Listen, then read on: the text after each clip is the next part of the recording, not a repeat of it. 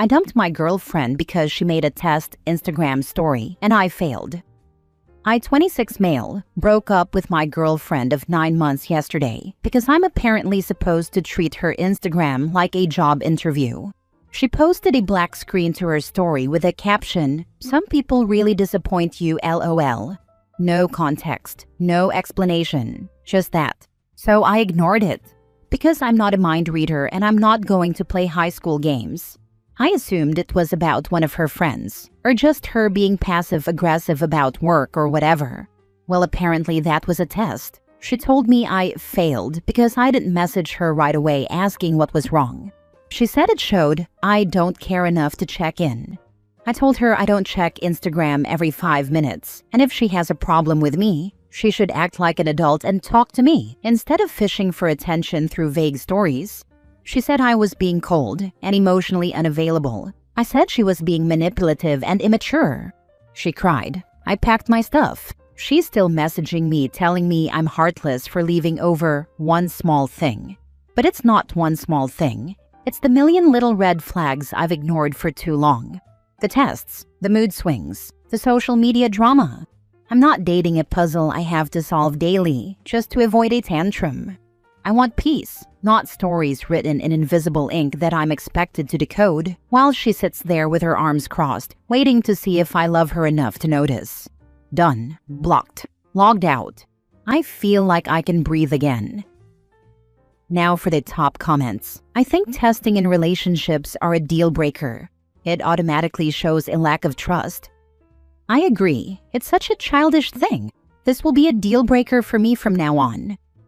The tests are the symptom. The disease is social media addiction.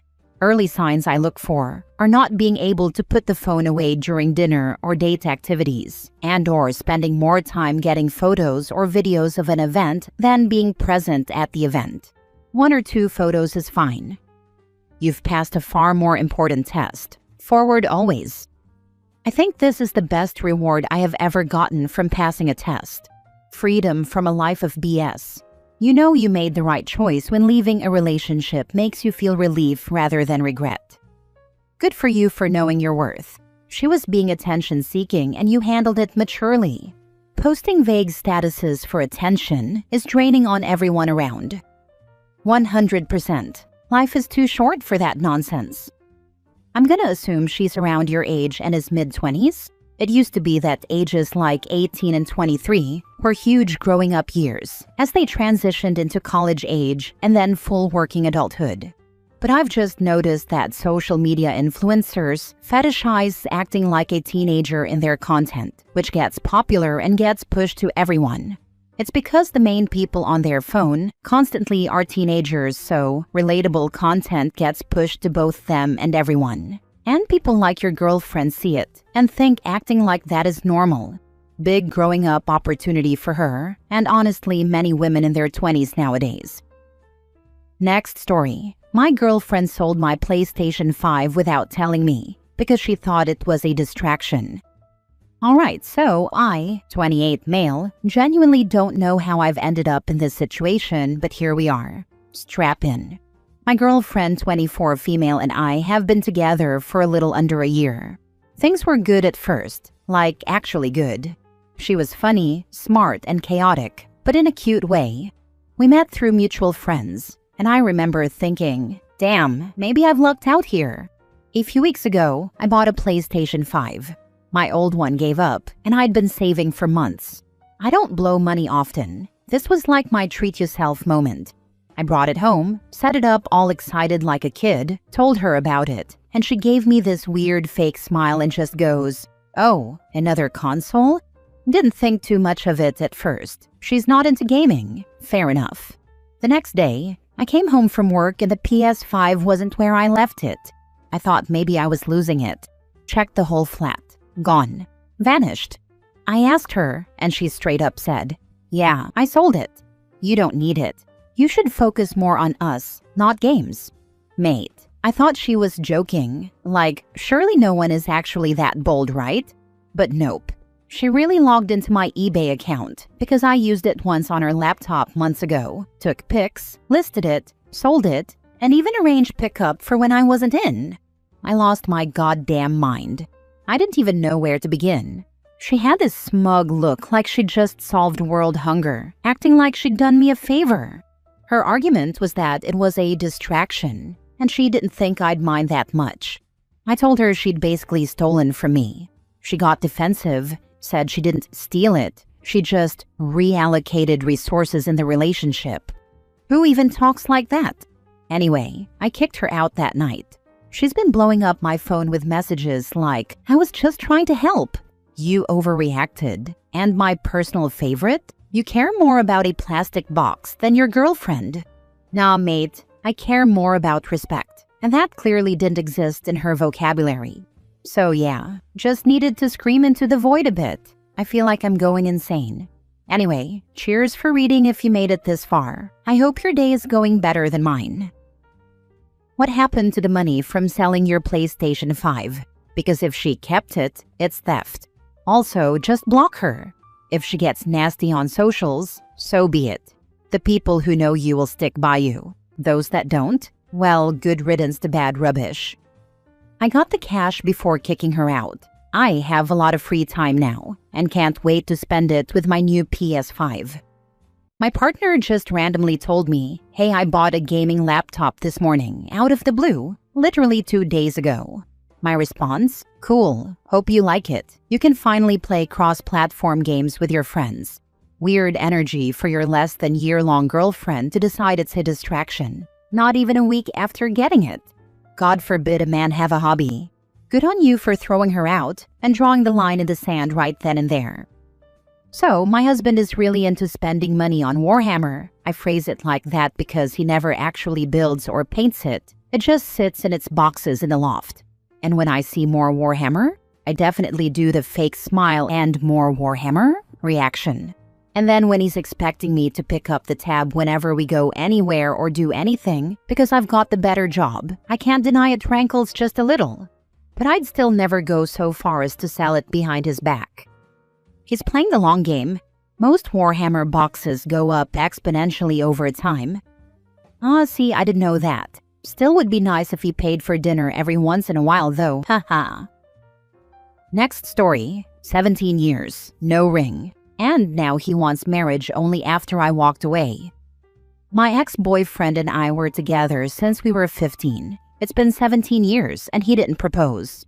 He's my first ever relationship and my first everything when we got together. He's really all I know. He knew I wanted to get married. We had spoken about marriage from day one, yet he still hasn't asked me. I just stopped bringing it up and I decided to put myself first. We had a conversation last year. I told him that I can't continue living like this and that marriage is important to me. He said that it's just a piece of paper. I told him that to me it wasn't. We rarely ever fought and we got along really well. My issue is that he talked about everything else but marriage. He wanted to buy a house with me, even talked about having kids, but didn't make that commitment. I realized that I couldn't keep going like that, so I left. And it's been a few months since we've not been together. I left our shared apartment and moved back in with my parents. He sent a ton of long texts saying he wants me back and that he wants to marry me. Now I just feel like it's a little too late. Why does it take leaving him? Getting a ring now wouldn't even feel genuine to me. It would feel so forced. Of course I do miss him, but I also know my worth. I'm so depressed and still cry about it every day. I don't know why I'm on here writing. I think I just needed to vent. Now for the comments. Come on, it's a shut-up ring. He doesn't want to get married. You deserve better. Girl, this is your chance to get out there and discover life. Be single, have fun, meet people, go places, find joy with someone who can't wait to marry you. You deserve all of that, at a minimum. I was married for 17 years, and he wanted a divorce. I had never even been to a concert, though he'd been during. I started college, made new friends that weren't his, saw Evanescence live, and traveled a bit. He will lie to your face to get you back. Heck, he may even marry you, and he will make the rest of your life miserable for it. He doesn't want the responsibilities that come with marriage, nor does he want the benefits that come with it. Let's not forget he has nothing to lose by baby trapping you and making you do all the work.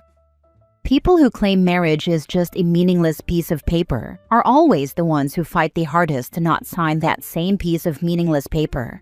My only piece of advice is to cut him out of your life completely. Clean break. There is a somewhat decent chance he'll be engaged within 2 years, and that will hurt. His sudden rush to get married will have nothing to do with you, but it will feel like a comment on you and your relationship. What it will actually mean is he's a jerk who only now realizes he can't coast through relationships, giving less than the bare minimum anymore. And they are the ones who will gladly build up their careers and their assets, while their girlfriends tank their careers by having kids, and won't be entitled to any share of the assets because of that missing piece of paper. Girls, don't procreate with a guy who refuses to have any skin in the game. Getting married was important to my husband. I wasn't bothered. I wasn't against it, just didn't see it as being important. So we got married at 29 after 11 years together, because I cared that he cared. If he cared and listened, you would already be married. He doesn't care. He's just used to you being there and trying to placate you. Has he actually made any sort of effort to win you back? Ignore his words, they are meaningless. Watch his actions, they speak volumes. Ditto, it's a matter of trying to see the other person's perspective. If you consider something extremely important and your significant other considers it meaningless, they are either in bad faith, it's meaningful but not a positive, or they value your opinions and views extremely little. Like, if I think something is meaningless but my wife thinks it's hugely important, my first thought is, wait, maybe I'm missing something, because I value her thoughts. Next story. I married my wife because I loved her, but I'm starting to think she only married me because I was safe. We met in college. She was stunning, popular, charismatic, and she chose me. I was quiet, nerdy, never the guy women noticed. But she noticed me and I fell hard. We've been married 8 years now, but lately, I can't stop noticing little things. How she lights up talking about her career, her friends, but never about us. How she always calls me her rock, but never really seems excited to spend time with me. How sometimes she stares off when we're having dinner and seems a million miles away. Tonight she fell asleep on the couch with her phone unlocked, and I saw she had been scrolling through an ex's Instagram. Not messaging him, just looking. But it felt like a punch to the gut. I don't think she's cheating, but I'm starting to believe she married me because I was stable and wouldn't hurt her. Like I was plan B, the safe bet. I love her with everything I have, and yet I can't shake the thought that she might not feel the same. I don't even know how to bring this up without sounding insecure. I just needed to get this off my chest. There is a conversation to be had here. What you want to get from it is up to you. Being the safe choice doesn't mean you weren't also the right one. Worth having that hard convo though. The problem is, everyone needs to feel sexy or wanted at some point in a relationship, even guys. Now, safe can be sexy, but it requires work and regular reassurance that you also find other things attractive in addition to the safety. And if you're not willing to do that, then the safe moniker just hurts. There is a phase called the 7-year itch. It's not always exactly 7, but right around there. Pretty normal for couples to feel distant or question their marriage. My husband and I struggled with connection our 7th year together. We had to kind of force the communication for a while, asking targeted questions, open-ended conversations about how we felt about our relationship and what we'd like to work on. A year later, and we are closer than ever.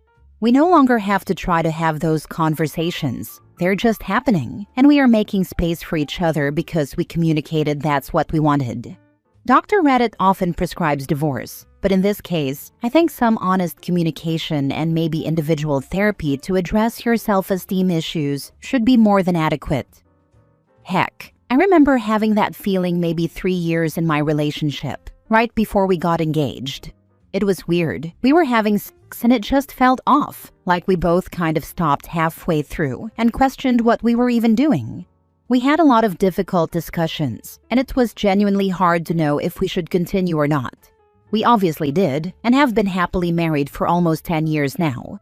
Each year gets better, and we really have gotten better and better at communication and doing things to make the other feel valued and appreciated. Last story. My friend told me something awful and I can't stop thinking about it. David, 36 male, and I, 39 male, have been friends since high school. My high school had a thing where the freshman students would be assigned a senior to show them around, and that's how I met him. I was assigned to David. In high school, David started dating a girl named Sammy. They were the stereotypical high school sweetheart couple, going on cheesy dates and sending each other love letters, that type of couple. Well, they got married after college and were due to have a baby in April. However, Sammy had complications while giving birth and ended up passing away from excessive bleeding, leaving David as a single father to his newborn daughter. David, understandably, hasn't been taking it well at all. For the first month or so, his parents were helping him take care of his daughter but had to go back home, as they live about an hour away. Since then, I've been helping David as much as I can, as we live in the same town. Last night, he called me at about 2 a.m. and told me to come over because he needed to talk to me about something important. Even though he had woken me up, I wasn't about to leave him alone, so I drove to his house and found him sitting on his front step drinking a beer. It was clear he had been crying, and that definitely wasn't his first drink. He told me to sit with him, so I did. What he told me next is what I can't stop thinking about. David told me that Sammy never wanted to have kids, but David did. He explained how having kids had become a hot topic in their house, and he was worried it would ruin their marriage. He didn't want her to leave him and also wanted a baby, so he chose to sabotage her birth control and convince her to keep the pregnancy. He told me that now he believes her death is his fault and said that he can't look at their daughter without feeling guilty and like a murderer. I was genuinely at a loss for words. I didn't know what to think, and I honestly still don't. After his confession, I just convinced him to go to bed and tried not to think about what he had just told me. I'm not even sure what to think anymore. This whole situation is disgusting. That was 3 days ago, and I've kept in contact with him briefly until I can figure out what to do next. I just genuinely don't know what to do now. Convince David to get therapy. He owes it to his daughter to become the best person he can, to become the best father to his child. That is how he makes up for his a-hole behavior. Yeah, dude needs some expert grief counseling and serious therapy. Honestly, he deserves to feel that way, but his daughter deserves a better father.